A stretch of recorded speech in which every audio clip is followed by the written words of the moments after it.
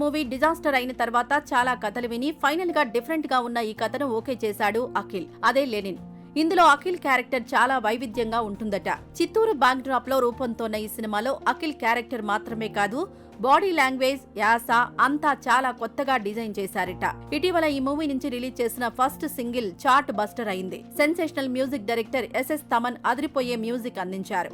త్వరలో second single release చేయడానికి plan చేస్తున్నారు. ఇదిలా ఉంటే ఈ మూవీలో అఖిల్ కు కళ్లు కనిపించవని, ఆ పాత్రలో పర్ఫార్మెన్స్ అఖిల్ కు మరింత పేరు తీసుకొస్తుందని టాక్ వినిపిస్తోంది. అలాగే ఫ్లాష్ బ్యాక్ లో అఖిల్ 50 ఏళ్ల వయసున్న వ్యక్తిగా కనిపిస్తాడని కూడా ప్రచారం జరుగుతోంది. ఈ క్యారెక్టర్ 4 నిమిషాల పాటు ఉంటుందని, ఖచ్చితంగా నటుడిగా అఖిల్ ను వేరే లెవెల్ కి తీసుకెళ్లే సినిమా అని ప్రచారం జరుగుతోంది. ఇందులో అఖిల్ కు జంటగా ముందుగా శ్రీలీలను తీసుకున్న ఆమె డేట్స్ అడ్జస్ట్ కాకపోవడం వలన తప్పుకుంది. ఆ తర్వాత ఆమె ప్లేస్ లో భాగ్యశ్రీ బోర్సేను తీసుకున్నారు.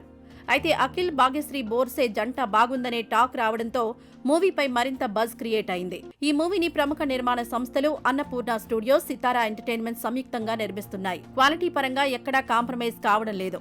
అలాగే ఈ సినిమా అఖిల్ కెరీర్ కి చాలా కీలకం. అందుచేత నాగార్జున ఈ మూవీకి సంబంధించిన ప్రతి ఫ్రేమ్ దగ్గరుండి చెక్ చేస్తున్నారట.